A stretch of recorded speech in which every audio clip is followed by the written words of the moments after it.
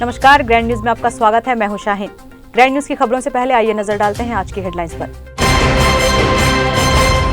छत्तीसगढ़ की प्रतिभाओं को सम्मानित करने के लिए आज नेवई में वृहद आयोजन हुआ, जिसमें कोरोना वॉरियर सहित सामाजिक, साहित्यिक, सांस्कृतिक विभूतियों को सम्मिलित किया गया। 58वां महायज्ञ का पूर्णाहुति सोमवार को शाम 4 बजे से किया जाएगा। आज विशाल भंडारे में विधायक व महापौर बने सेवादार। जामुल के लाइट इंडस्ट्रियल एरिया में ट्रेडिंग कंपनी में लगी भीषण आग, जिससे लाखों रुपए की संपत्ति जलकर हुई राख।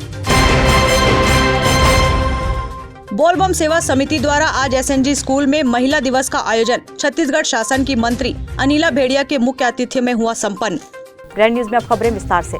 छत्तीसगढ़ की संस्कृति को अंतर्राष्ट्रीय पहचान मिली है। इसके लिए यहाँ के कलाकारों के योगदान को नकारा नहीं जा सकता। आज रविवार को नेवई में छत्तीसगढ़ के 36 रत्नों का सम्मान किया गया। वहीं समाज व क्षेत्र के विशिष्ट सज्जनों को भी राज्यपाल ने सम्मानित किया।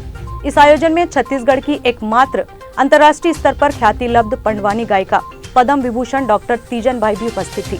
महिला दिवस के उपलक्ष्य में यहाँ हमारी बहनों का, महिलाओं का सम्मान समारोह रखा गया था सामाजिक संस्था के द्वारा। और मैं समझती हूँ कि छत्तीसगढ़ मतलब 36 महिलाओं को जो विभिन्न क्षेत्रों में, स्वास्थ्य के क्षेत्र में, शिक्षा के क्षेत्र में और जिसने सामाजिक क्षेत्र में, विभिन्न प्रशासनिक क्षेत्र में सभी बहनों का आज बहुत सम्मान उनका किया, उनका हौसला अफजाई किया है। और क्योंकि इस तरह से सम्मान से हमारी बहनों को और ताकत मिलती है और हौसला मिलता है।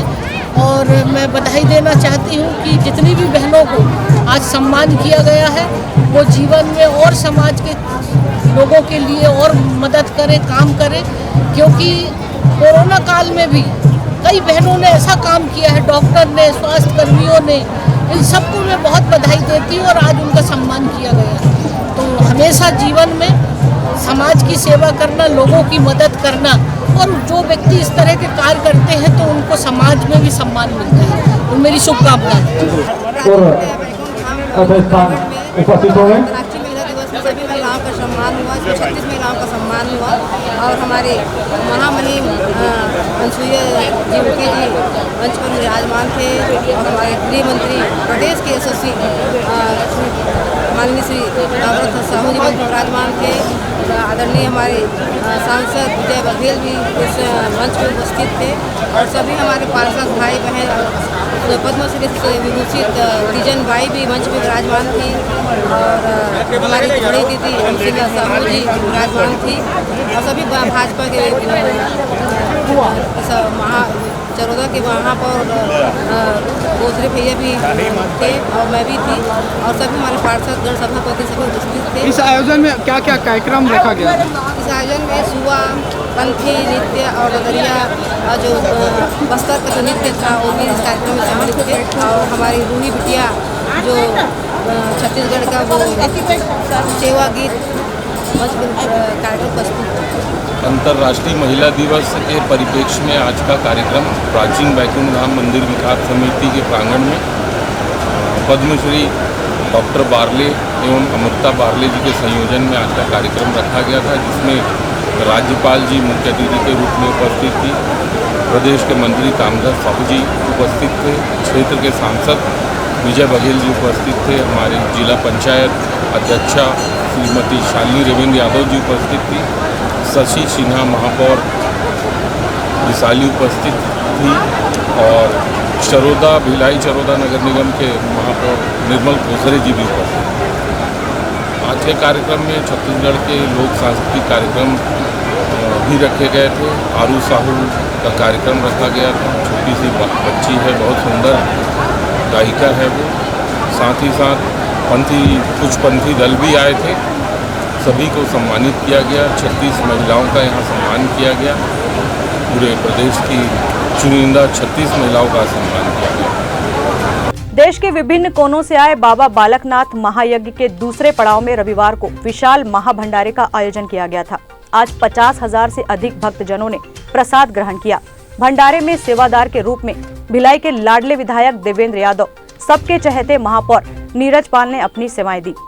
बाबा बालकनाथ मंदिर कमेटी के संजय ओझा ने ग्रैंड न्यूज को बताया कि देश के विभिन्न क्षेत्रों से त्रिदिवसीय इस महोत्सव में भाग लेने के लिए हजारों की संख्या में भक्तजन आए हुए हैं। उन्होंने कहा कि कोरोना काल की वजह से 2 वर्ष इसका आयोजन नहीं किया गया था। विधायक देवेंद्र यादव ने ग्रैंड न्यूज से कहा कि जब राजनीति के क्षेत्र में पदार्पण नहीं किए थे तब भी यहाँ सेवादार के रूप में अपनी सेवाएं देते रहे हैं। दोपहर 12 बजे से चल रहे विशाल भंडारे में 50,000 से अधिक लोगों के द्वारा बाबा बालकनाथ जी के प्रसाद को ग्रहण किया गया। इस दौरान दिल्ली की भजन टीम द्वारा भजन कीर्तन भी किया जाता रहा। देखिए, इस पवित्र प्रांगण में हम लोग जब किसी राजनीतिक पद पे नहीं थे तब से आते रहे, दर्शन करते रहे और सेवा देते रहे, तो उसी भाव से हर बार आते हैं और बड़ी खुशी होती है। अपने आप में खुद को शक्तिशाली महसूस करते हैं जब बाबा के सेवादार बनने का अवसर मिलता है। और मैं संजय ओझा भैया को, समिति के सभी सम्मानित लोगों को खूब सारी शुभकामनाएं दूंगा जो इतनी ईमानदारी लगन से निरंतर धार्मिक सेवा का कार्य चल रहा है। और हमारे लिए भी खुशी की बात है, महापौर जी भी इस अवसर में हम लोग के साथ हैं। मैं सबको शुभकामनाएं दूँगा। हम लोग भाग्यशाली हैं कि आज इस मौके पर हम लोगों को यहाँ आने का अवसर मिला, बाबा के दर्शन करने का, बाबा के आशीर्वाद लेने का लाभ मिला। और पूरे अंचल में जो यहाँ पर जो सेवा होती है, जो भंडारा होता है, ये अपने आप में अद्भुत है और देखने लायक है। यहाँ की व्यवस्था, यहाँ की समिति पिछले 55-60 सालों से लगातार इस आयोजन बहुत बड़े पैमाने पर कर रही है। ये भी अपने आप में एक अनूठा आयोजन है और ये सीखने की चीज़ है। हम लोग सौभाग्यशाली आज विधायक जी की उपस्थिति में मेरे को भी आने का अवसर मिला। यहाँ देख के बहुत अच्छा लगा, सेवा करके बहुत अच्छा लगा और निश्चित ही हम लोग हमेशा यहाँ पर सेवा करने उपस्थित रहेंगे। जब भी ऐसा कोई अवसर आएगा हमारी उपस्थिति यहाँ जरूर रहेगी। कमेटी विगत 58 वर्षों से इस आयोजन को करते आ रही है और आदरणीय जो हमारे बीच में आज अतिथि के रूप में उपस्थित है, ये कल तक सामान्य सेवादार के रूप में भी हमारे बीच में आए हुए हैं और इन सब का सहयोग लगातार हमें मिलता आया है। क्षेत्र के लोगों का प्यार आशीर्वाद मिलता आया है। समिति इतने बड़े आयोजन को बिना किसी तामझाम के, बिना किसी कठिनाइयों के, क्षेत्र के नागरिकों के सहयोग से पूरा सफलतापूर्वक पूर्ण करते आ रही है। बाबा बालकनाथ जी यहाँ मंदिर के प्रांगण में आए हुए समस्त भक्तजनों की मनोकामना पूरी करते हैं। घड़ा पापोड़ा हरि का सच्चे दरबार की जय। आज सिद्ध श्री बाबा बालकनाथ जी का मंदिर में मूर्ति भंडारा पिछले 2 साल से कोरोना महामारी के चलते काफ़ी लोग बाबा का दर्शन सही नहीं कर पा रहे थे। आज बाबा का आशीर्वाद लेने के लिए हम सभी भिलाई नगर से के साथ साथ बाहर से जो लोग काफ़ी मात्रा में यहाँ पर दर्शन करने आ रहे हैं और भगवान यहाँ सबकी मनोकामना पूरी करते हैं। और मैं भोजपुरी परिषद की तरफ से सभी आम जनता को मैं हार्दिक शुभकामना देता हूँ। बाबा जी का जो यह स्थान है बहुत ही पवित्र स्थानों में आता है और यहाँ जो भी मन्नतें लोग मानते हैं ये भगवान पूरा करते हैं। आज हम सभी हमारे भोजपुरी परिषद के समस्त सदस्य लोग भी यहाँ पर उपस्थित हुए हैं बाबा का भंडारे में और हम लोग सभी लोग आज आशीर्वाद लेकर के जाएंगे। बाबा बालकनाथ महायज्ञ के दौरान प्रजा सेवा समिति द्वारा रक्तदान का आयोजन किया गया। समिति के जेडी खान ने बताया कि स्वेच्छा से युवक यहां पर रक्तदान कर रहे हैं। उन्होंने कहा कि रक्तदान करने से हम स्वयं स्वस्थ रहते हैं। समिति के संस्थापक पूर्व अध्यक्ष के राजू ने कहा कि पिछले 11 वर्षों से समिति द्वारा रक्तदान कराया जा रहा है। उन्होंने बताया कि 100 रक्तदान कराने का लक्ष्य है।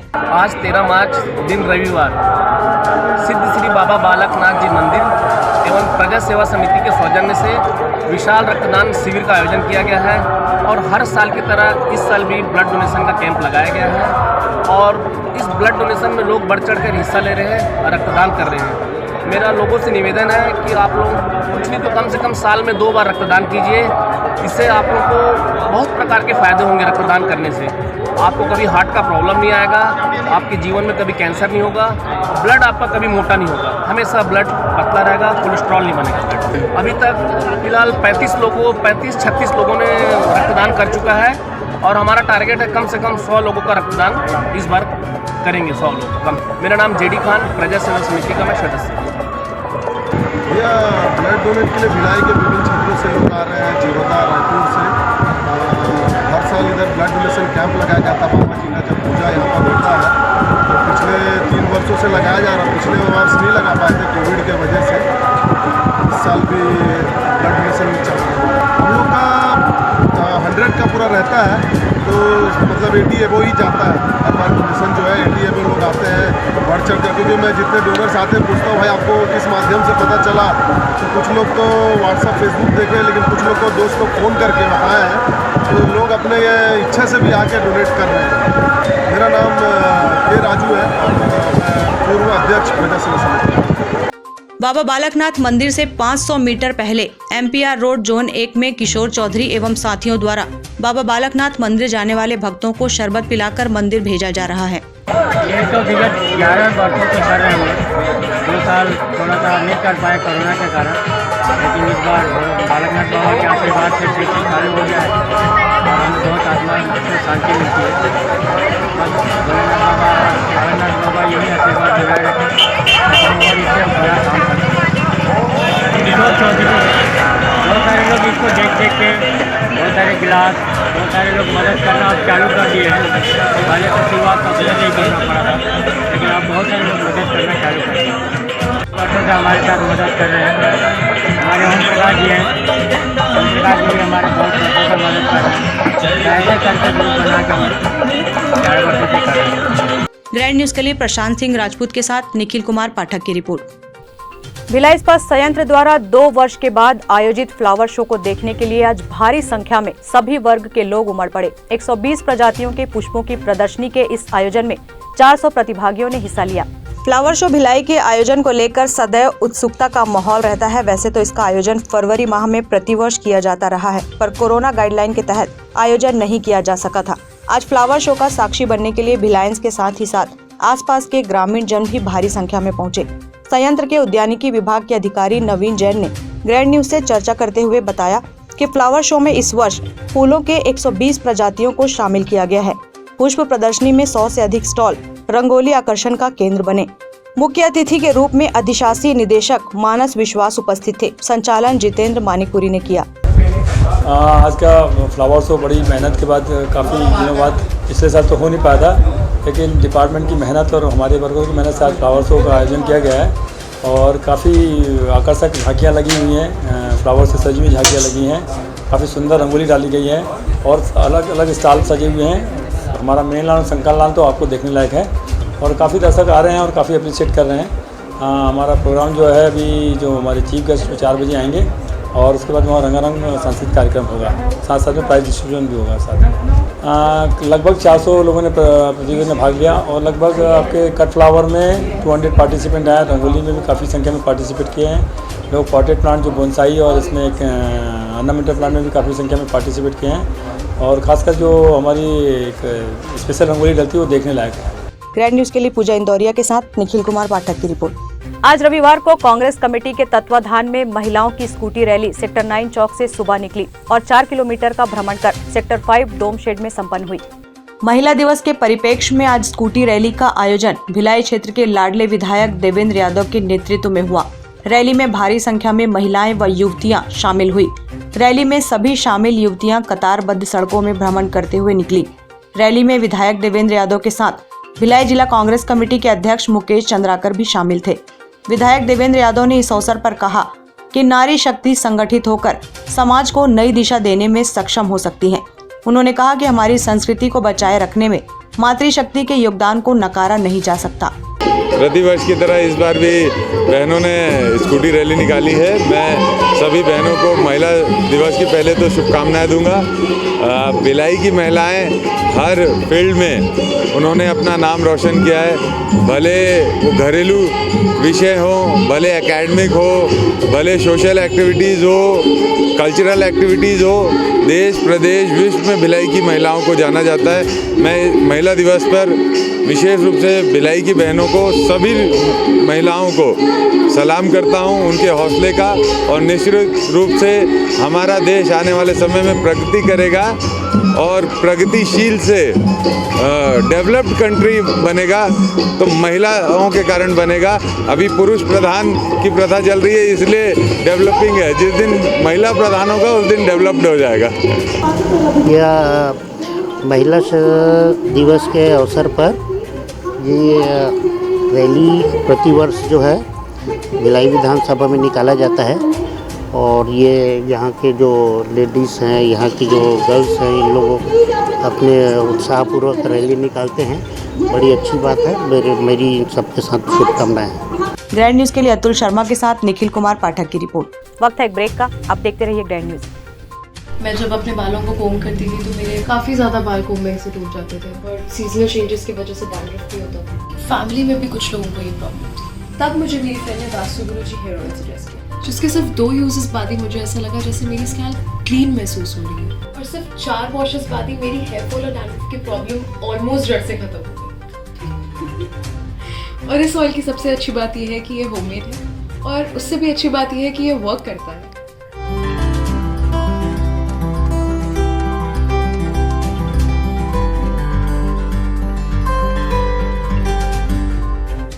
ब्रेक के बाद आपका स्वागत है। रविवार की अलसुबह लाइट इंडस्ट्रियल एरिया जामुल में स्थित एक ट्रेडिंग कंपनी में अचानक आग लग गई। इससे लाखों का सामान जलकर राख हो गया। फायर ब्रिगेड के 5 वाहन ने काबू पाया। आग लगने के पीछे कारणों का पता नहीं लग पाया है। पुलिस तफ्तीश जारी है।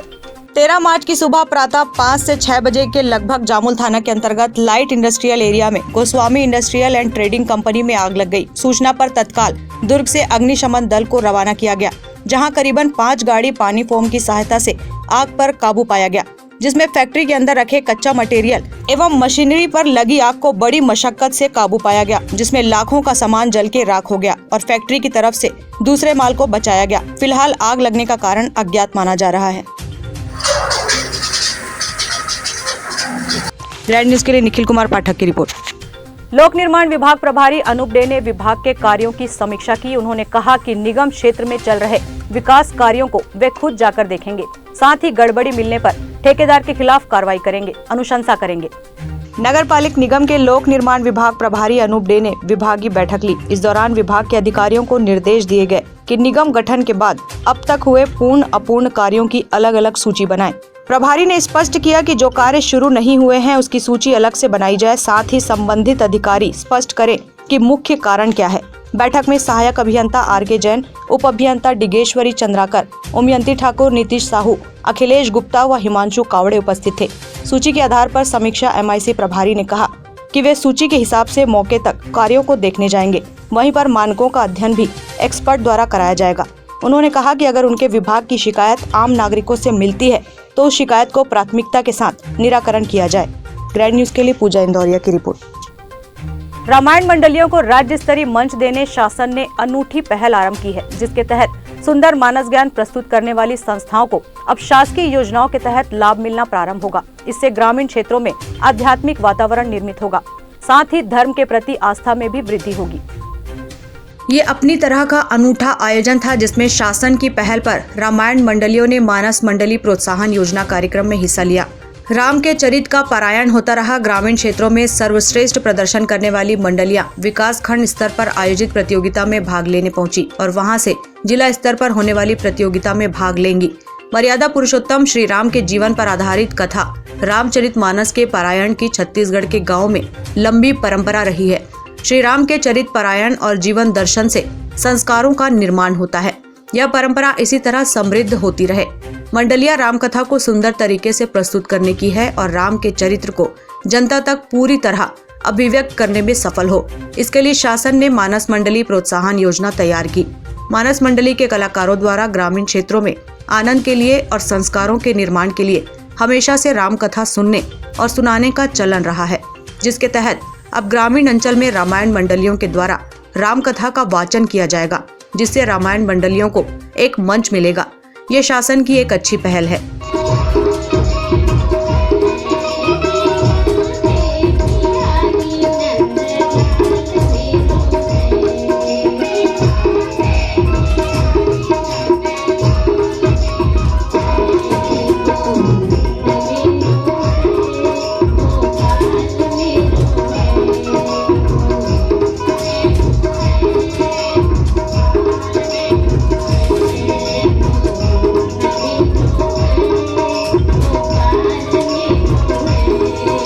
ग्रैंड न्यूज के लिए दुर्ग से वीना दुबे की रिपोर्ट। एसएनजी विद्यालय सेक्टर 4 में आज रविवार को महिला दिवस का आयोजन बोलबम समिति द्वारा किया गया। आयोजन में छत्तीसगढ़ शासन की मंत्री अनिला भेड़िया मुख्य अतिथि के रूप में उपस्थित थी। अनिला भेड़िया ने अपने मुख्य आतिथ्य उद्बोधन में कहा कि महिला जब संगठित होती है तब विकास की धारा बहने लगती है। नारी सशक्तिकरण आज समय की मांग है। आज समाज दो भागों में नहीं विभक्त होता।